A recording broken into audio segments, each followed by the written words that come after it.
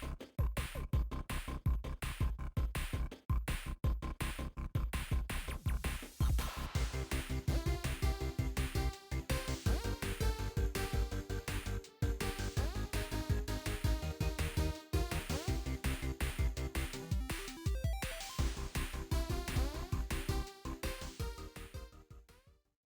everyone, welcome back to the channel, and it has been 30 whole years of Windows 95. Arguably one of the more iconic operating systems to have come out of the 90s. It was quickly overshadowed by its successor Windows 98, but it was no less important because it set the standard and stage for what Windows operating system would look like for years to come, including today. Windows 11 still has some feel and features that started with Windows 95 here. And that's what we're going to be doing in this video, building a proper Windows 95 gaming PC, meant to handle games of the Windows 95 era before the release of Windows 98 in 1998. Games like Tomb Raider, MechWarrior 2, Quake 2, Fallout 1, a variety slew of those games, plus software and hardware that I could test out on it in a proper era-correct way. Without getting too far into it, let's just get into building a proper Windows 95 gaming PC. Now, you may be wondering what I mean by proper Windows 95 gaming PC.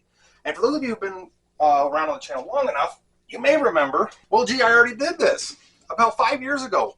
One of the first retro computers I ever built on the channel was this one right here, a Windows 95 gaming PC. And I built it at the time with hardware and knowledge that I had of Windows 95, which was very scant, I will admit that. Because I never really got to use Windows 95 before the point I built this machine. When I was in school, the first experience I really had was Windows 98 SE, and then Windows Millennium at home, and then Windows XP in middle school. I never really got to mess with Windows 95 at all, but like I said earlier, Windows 95 is really iconic because it started a lot of features that persist to this day. And yes, I already built one in this very nice looking and kind of somewhat scuffed up now black PC case. So let's take a look at the hardware that I had in here originally, and then I'll talk about why I'm wanting to build a proper Windows 95 gaming PC, because this one, lately in the past year or two, I haven't been overly happy with some of my choices I've made, and that was mainly because of, well, I built it with what I had on hand at the time. Inside this really nice black and mismatched era PC case, because most PCs during the 1995 the 97 era was going to be more beige. Black to me is more of a 2000s plus era PC. So it's a little mismatched there. But anyway, inside of this PC case, we have an OEM slot 1 motherboard powered by the Intel 440LX chipset. And I'm mentioning that specifically because we're going to come back to why that's important here in a minute. With a 233 megahertz Pentium 2 Deschutes core, again I'm being specific and you'll find out why in a second, a Riva 128 NVIDIA AGB video card, and a basic and Sonic, not creative because this is before creative bought in Sonic, basic PCI video card. And there was a, I believe it was a 20 gigabyte hard drive in here. And the thing is, there's nothing wrong with this hardware at all. The OEM board is out of a Gateway 2000. And there's nothing wrong with OEM boards. They're actually plentiful, cheap and easy to find. You can find drivers for them most of the time. In fact, most generic drivers work on them. So, and even Phil's Computer Lab did a video recently where, I think it was a couple weeks ago, where he talked about don't scoff at OEM boards. They're plenty featured for what most people need for most gaming PCs, since most people aren't overclocking their retro hardware. The main reason why I'm not overly happy with all of this, and it's mainly because this retro build wasn't much of a build after I did some more research on it. I effectively just recased a Gateway 2000 PC. And I'm not being hyperbolic with that. I literally, the board is a Gateway OEM board. The CPU has a Gateway part number on it. The Riva 128 has a Gateway part number on it. The Ensoniq doesn't have a Gateway part number on it, but it is from a Gateway computer, specifically from a G6 233, and I only know that because I picked up a G6 300, which has this exact board, the exact video card, and the exact sound card in it. I did nothing than just transplant found components that I found at random at e-waste and scrapyards into a black PC case. Like I said, this thing works just fine for what it is, but to me personally, after doing a lot more research with retro hardware, slot 1 just feels more like a Windows 98 hardware instead of Windows 95. Even though, yes, everything here came out in 1997, very early 1998. So before the release of 98. So this is a very fringe, tail end, almost overkill Windows 95 machine. In fact, it could also be considered ultimate Windows 95 with the hardware that's here. And that's kind of why I haven't been super happy lately with it. It's fine, it works, but I want something that's older. I want something that feels more Windows 95 in terms of hardware, in terms of the case, in terms of the parts that I'm using. I want something a little different. And since I've been collecting hardware for the past 4 years since I built this, I have a lot more hardware that we're going to be using. Now, I am going to be recycling this thing in a way. I'm going to be keeping all the hardware and parts. I'm going to be keeping the case for a future project. I'm going to keep the internals for a future project. But this computer is going to be retired, essentially, as my main Windows 95 PC. So what I'm going to be building this retro PC with. I wanted to stay away from slot 1. Like I said, to me, that's too late to be a proper Windows 95. It's almost on the line of it basically being that Windows 98, even though there's almost no difference with the operating systems. I didn't want nothing with AGP. I wanted a specific type of hardware with a specific type of video cards, sound cards, and CPUs. I wanted to stick with the classic land grid pin array CPUs. So that left me with installing Windows 95 on a late 486, like a DX100, socket 4, which is very rare and almost impossible to find nowadays, socket 5, socket 7, and Super Socket 7. But to me, Super Socket 7 is, again, that's Windows 98 era hardware. To me, that's just a month too late for hardware. And to me, personally, I'm probably going to get some flack for this. To me, socket 5 is almost too early for Windows 95. It came out in 93 and was really, most of the socket 5s that I come across are Windows 3.1, DOS, or very, very, very early Windows 95 that it's compatible with it and it would technically run on it. So to me, that means socket 7, and I have some socket 7 hardware. So let's just take a look at what the hardware I've selected for this build and get to building, installing Windows 95, and going from there. So the first board I was going to use was this thing. I actually don't know much about it. I can make some guesses, though, on who made it, but I can't say for certain. Anyway, it's a very nice board, very early socket 7 board. Like, I think this is like right at the beginning of socket 7 from 1995. Most of the date codes on this is 1995.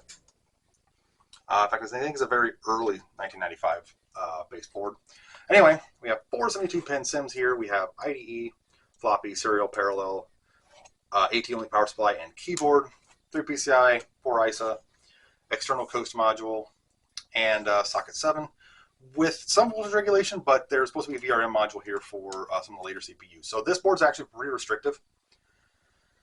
It could probably, I think that voltage module was for the MMX compatible CPUs because they had some voltage differences between standard socket 7 and socket 5. So without that, I can't run later CPUs, which technically would be fine, but I don't want to have any performance issues. And as for, I have no idea who makes this board. I can take a couple guesses, though. That was actually one of the reasons why I don't know who made it, so I don't know about drivers. I could probably just look it up. But these 2 chips here are fake L2 cache. They just say write back cache on them. There's no part numbers. Whereas these 2 up here actually say PCI set, and they have some part numbers on them. So these might not even be L2 cache chips. This might just be fake L2 cache completely. And if I remember correctly, I believe PC Chips was the one back in the day that did this once in a while. They would put fake L2 cache to make their board look more populated and more higher end. So without an L2 cache stick, I would not be able to have L2 cache. In fact, some of these boards that had fake cache would actually falsely report to the BIOS that there was cache, and it would also falsely report to the operating system that it had L2 cache, when it wouldn't in benchmarks, and it would show it quite right away. So again, I don't know who makes the board. I'll have to look it up and see who makes it. And at some point, I might power test this and just see what it is. But until then, it's too restrictive for me. So up next is another board. This one might be familiar to some of my viewers. This is the ATC 1020. This I got out of that mismatched Everix 286 clone case that somebody took the 286 out and dropped in this generic socket 7. This is a much nicer board. we actually have real WinBond L2 cache. We have 4 PCI, 3 ISA, so a little bit newer in terms of legacy support. Still a Coast module. We have built-in serial, parallel, floppy, IDE, 4 72-pin SIMMs, and 1 PC slot, but this one is, as you can see, it is broken and damaged, so wouldn't matter anyway. And then we have the socket 7 with built-in VRM, so this one can handle the Pentium MMX line. So this gives me a lot more CPU choices. This one is from 1996, so it is about perfect in the sweet spot for what I would be looking for. And in fact, it even has the early revision of USB, and it even has a PS2 mouse header. So this would be a really nice board to use. So yeah, I'm on the fence about using this one. It's a really nice board. Everything works. It would make a really good socket 7 or socket 5-ish board because of its extra cache and all that kind of stuff. I believe it only has 256K cache. I don't know. This would be a really good contender for this build. We'll have to see which one I decide going with. So this one's going to be a definite maybe. One board this is just a backup. This is a backup in case none of the boards I test are going to work.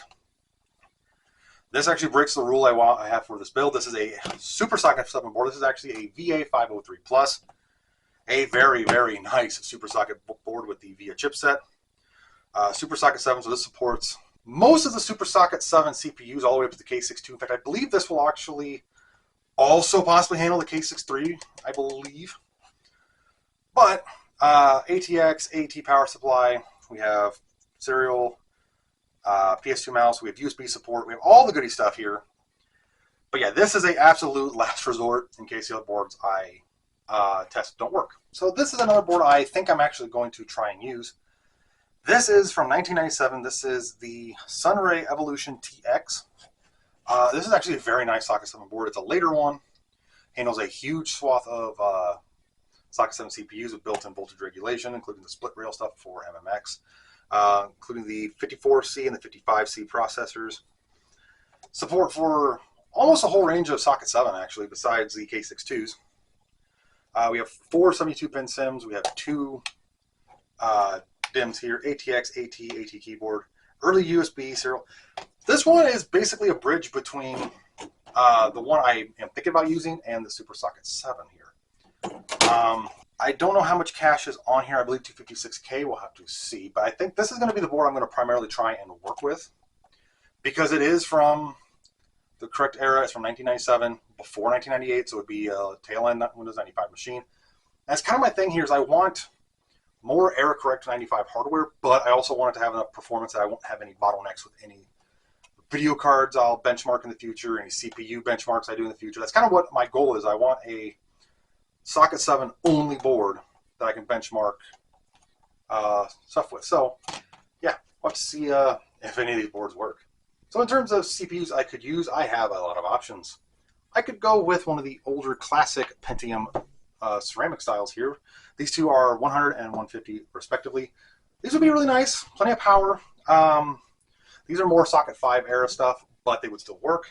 I also have this 200 megahertz Pentium MMX, which would be almost in that which would be perfect, in fact, almost in that sweet spot for this. I also could use this older x86 and x86 MX from Cyrex.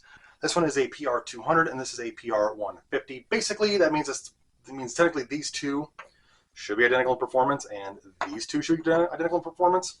Even though they're clocked lower, this one's clocked at 120 and this one's clocked at 150.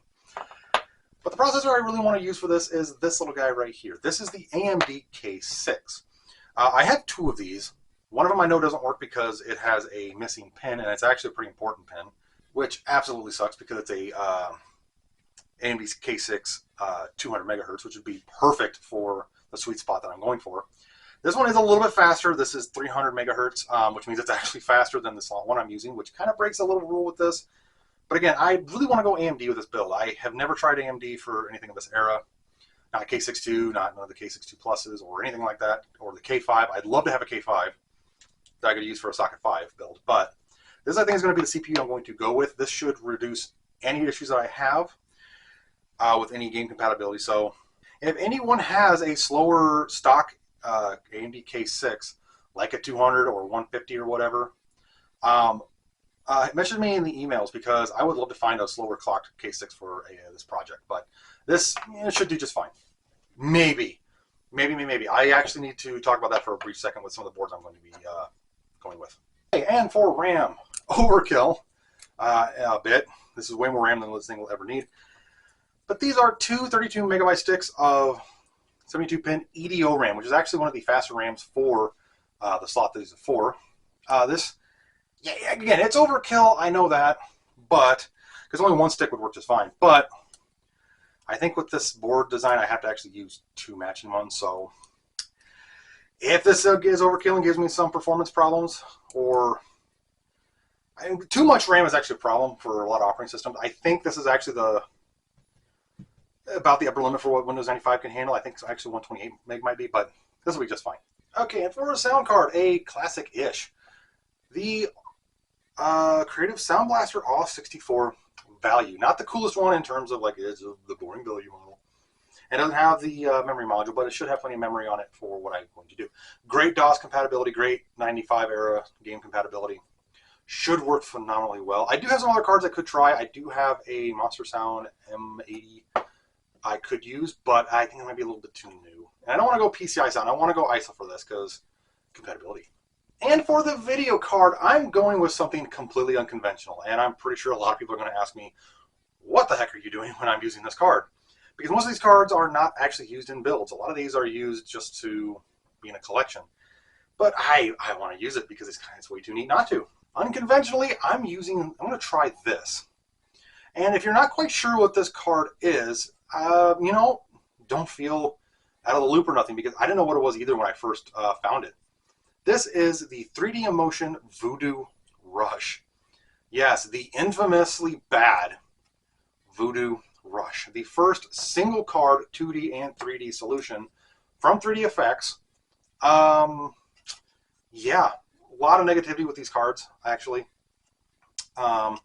Basically, the thing is 3D Effects basically put their 3D chipset here from the Voodoo 1 onto an existing 2D card and had a single card solution.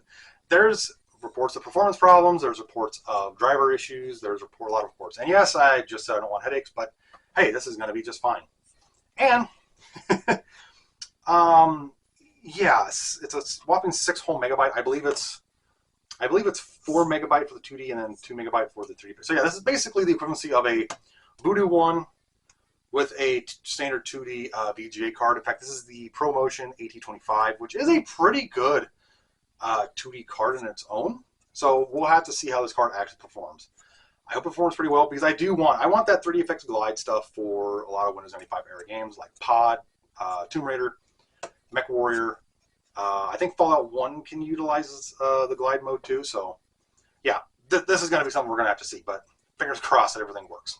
So I want to talk about my potential problem with my desired CPU here, being the AMD K6 300, being I believe the fastest of the K6 line. Because I think right after this, they switched to K6-2, which was Super Socket 7. So the problem is the two boards that I want to use, this Sunray Evolution TX and this AT 1020 here, a bit of a problem. According to Stanton.org, which is a website so you can find almost any retro board, you can find jumpers, layouts, what does what goes where, what CPUs it can support. The AT 1020 does not support.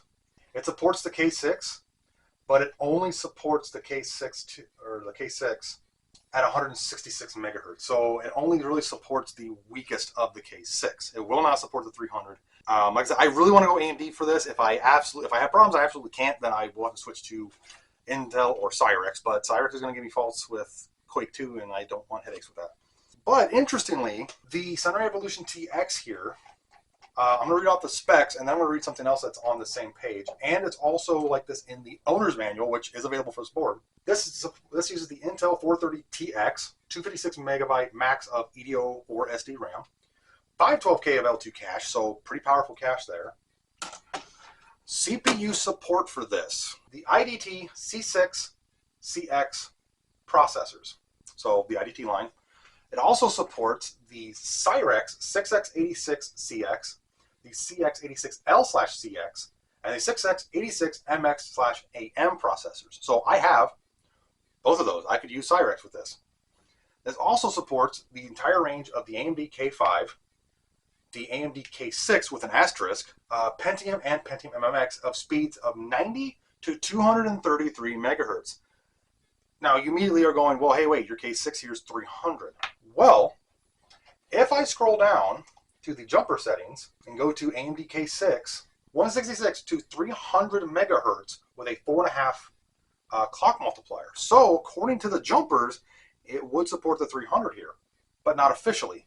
And the owner's manual, which I read through, did say future support of 300 megahertz CPU. So depending on the BIOS revision, this might actually support the 300. And if it does, I know what we're going to be doing. So this is the board I actually want to use because, again, this is the only AMD K6 non-K6-2 CPU that I have.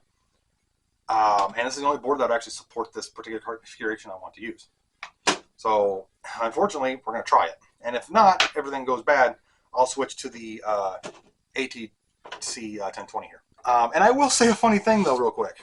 I just realized this.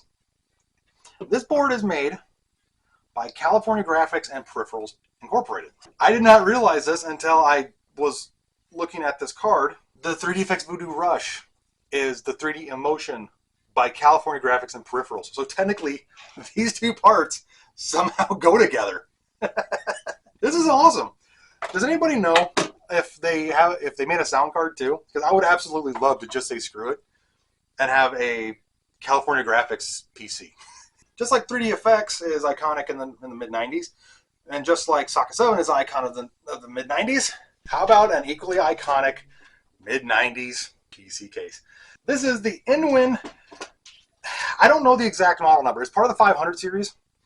There was the A500, the Q500, I believe the Zen500. I don't know which exact model of the 500 series this is. This has the case badge right here. And the reason why I say that specifically is because I do have the ATX model of one of the 500s, and the case badge is down here, and it's just a little bit different, but it is part of the InWin line. And I also have the full-size, massive 7-bay tower that's ATX, and the badge is somewhere else. So I think this is I believe this is the Q500 from InWin. But either way, an iconic mid to late 90s case. It is a tiny bit yellowed, a little bit too late in the year for me to retro bright. So let's throw the parts in here, install Windows 95, and see if this bad boy works. So anything about these late 90s cases is they have removable motherboard trays where you can just pop motherboards in and out on a whim. So you can build the PC, slide it in, hook up power, and away we go.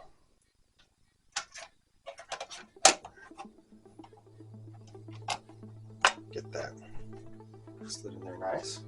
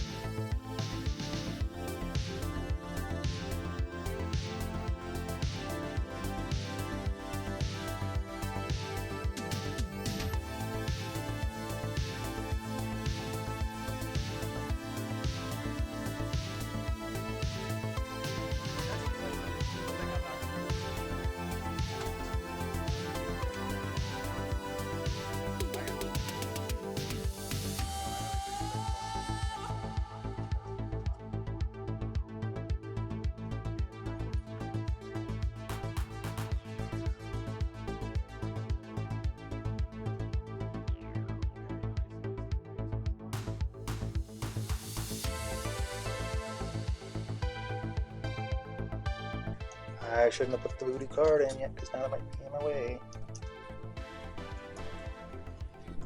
Nope. Haha. We're good. Oh, but that is close. Oh, look at that. I could not put this card in any other slot than this. Whoops. Alright, let's get installed in the case. Alright, get this stuff hooked up. And, yeah, if I cut off, it's because my camera's about to die, so if it does die, I'm not going to do anything else until I get recharged. So if it dies, I apologize. And for our hard drive, this is actually not error correct, and I'm fine with that. This is a MaxTor drive from 2002. Ironically, this is the exact same style of hard drive that was in the original Windows 95 PC. I was going to just image it, the old one, and put it on this one because it would fit. But no, I'm just going to use a completely new, a different drive. At least I believe this one works.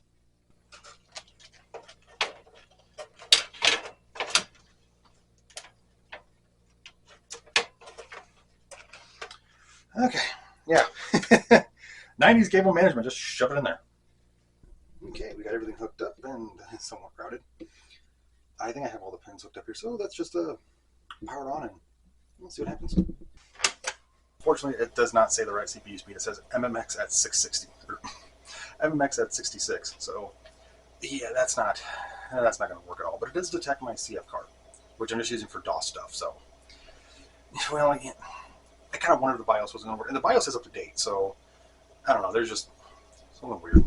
And did detect an auto configure. So the DOS thing I have here is it's a configured thing with Bill's Computer Labs DOS stuff. It basically installed the CD-ROM driver and audio driver like instantly. So all right, let's just see what this thing can do. Okay, so we're going to use Top Bench real quick to see what it can do. Okay, so we have a bunch of it's all over the place. 366, something about Time Colossus and K6 clone. Looks like it's bouncing between Pentium 3, 233, 433. It's bouncing all over the place, but yeah, it's a pretty good score. All right, let's go do Speed Sys. This is going to tell me a lot of what I need to know about this machine. Apologize for the flashing. It's not like that on here. I can't sync it correctly. But oh, hey, wait, look, AMD K6 300, and it looks like it's actually on par. It's getting a score of 344, so it's on par, almost with the Pentium 2 300. Interesting.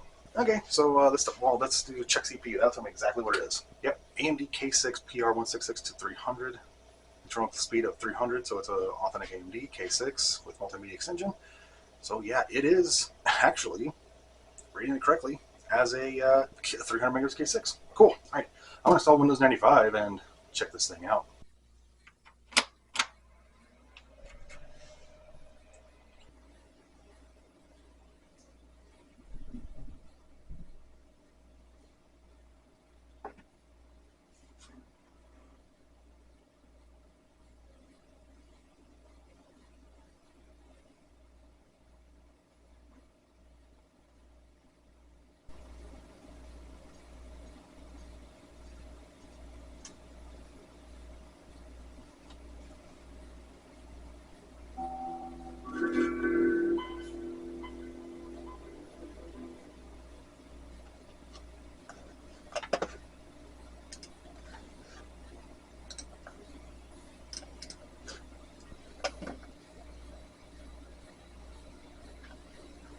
Okay, and as you can see, the Windows 95 computer here is working just fine. It boots up fine. All the sound and video drivers are working, as you can probably hear from the classic Windows 95 startup chime. Everything just seems to work, so done. Perfect. Ready to rock and roll some games, right? No, not exactly. This has got to be arguably one of the most frustrating Windows PC builds I think I've ever done. Just not in terms of Windows 95 not wanting to work, but a lot of hardware that was failing to get to this point. None of the cards are failed, but well. So, as you can probably tell, some time has passed. It's been about a week and a half, almost 2 weeks since I first power tested this thing and made sure everything worked, and I discovered that the startup BIOS detected this thing as just a MMX of 66 megahertz. Well, Windows does actually report that it's a 300 megahertz AMD K6. So it's just something where the BIOS doesn't like it. But the main problem with this thing was when I went to install Windows 95. Now, I took the... So anyway, I took some parts out of the Pentium 2 tower to get this thing to work, including the hard drive cable. Well, something I didn't realize was that the hard drive I went to put in here was a box standard IDE 40-pin drive, and so is the pin header on the board. But it's a full 40-pin. It doesn't have that missing pin, which unfortunately 99% of all my IDE cables are the 39 pin, not the full 40. So it took me forever to find one. When I finally found one, the original MaxTor drive I took out of the Pentium 2 tower, which I forgot had some booting issues, fully installed all the drivers. It detected everything that was already in the chassis here and just reinstalled all the drivers, and everything was working until I went to install some games, and then it crashed. The replacement 20 gigabyte max store drive, I got to about 50% of installing Windows, and it crashed. It wouldn't spin back up. And every IDE drive I tried to that point just crashed. So I wasn't quite sure what to do, so I took my SITA IDE adapter that I normally use on boards like this to test out to make sure the board works, RAM works, CPU, video cards, whatever, just to test stuff out. In fact, you actually saw me use it when I tested out that ATC 1020 board. So I pulled it out of my 46 and I was just testing some stuff with it, and I plopped it in here with a 2 gigabyte CF card. And then I discovered the CD drive wouldn't work, which is why it's got the black face-plated CD drive out of the Pentium 2 tower. And then when I got that going, then it turns out that the floppy drive to boot into an operating system failed, so I had to take the floppy drive out of that. So it's got some mismatched drives in here, so I'm not perfectly happy with it. But Windows 95 is installed. I got everything working as far as the operating system. Now, unfortunately, I can't do much past this point because 2 gigabyte, yeah, it's a little bit of space for Windows 95. In fact, it only takes up like, I think, 100 megabytes worth of space on the CF card. But I've also run into some problems trying to load some games onto here. Quake and Quake 2 from GOG will not run the 3DFX version or any of the 3DFX variants of either game. They just crash. I don't know if it's something with the GOG version, something that's removed or missing or whatever. Tomb Raider, unfortunately, during all this, I misplaced my full copy of Tomb Raider, which has the 3DFX drivers in it, and instead I had that weird promo, only has like 2 or 3 levels demo Tomb Raider, which, it doesn't have the 3DFX drivers at all, so it doesn't look as pretty as it should with this machine. In fact, I have not found anything to fully test out the 3DFX card yet, so I actually have no idea if that card's fully functional. With all the frustrating stuff out of the way, it is still a fully working Windows 95 machine. Not fully the way I wanted it, obviously, it's about 90% done. There's that weird thing with the BIOS reporting the misreporting the CPU, which I kind of was wrong. I forgot about this when I was looking through all my IDE cables. I do have an AMD K6 233. I do have a broken 200 one too, and this is closer to the sweet spot of the 150 to 200 megahertz that everything should use. For the time being, I'm going to leave this 300 one in here just to, in case I have any game compatibilities, then I'll swap it out. But like I said, it's about 90% done. I am going to be swapping out those CD drive and the floppy drive, and then finding another drive for that missing bay to get this thing out. And then I'm also going to, I'm not going to be using a CF card for this. I'm actually going to be ordering a SD to ID adapter with a 8 or 16 gigabyte micro SD card. Yeah, I know there's really not a difference in terms of performance with SD to CF card, but it's just SD cards seem to work a little bit better with Windows 95, Windows 98.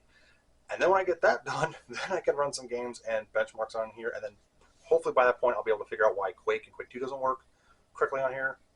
And then I should be able to have the correct version of Tomb Raider to test out, because I want to test out that 3DFX card. I really do. The problem is most of the benchmarks I find for this era of hardware are for Windows 98 or DOS, and that's what this CF card is, which is DOS benchmarks. I am going to be running these on this machine here and pretty soon to see what it can do compared to my 46. But most of them are 98 or DOS, like I said. So I need to find one specific for Windows 95. I think I read up that Final Reality was a really good Windows 95 benchmark, basically. It was basically the benchmark for it, because I tried getting Winstone to run on here. It won't. 3D Mark 98 won't.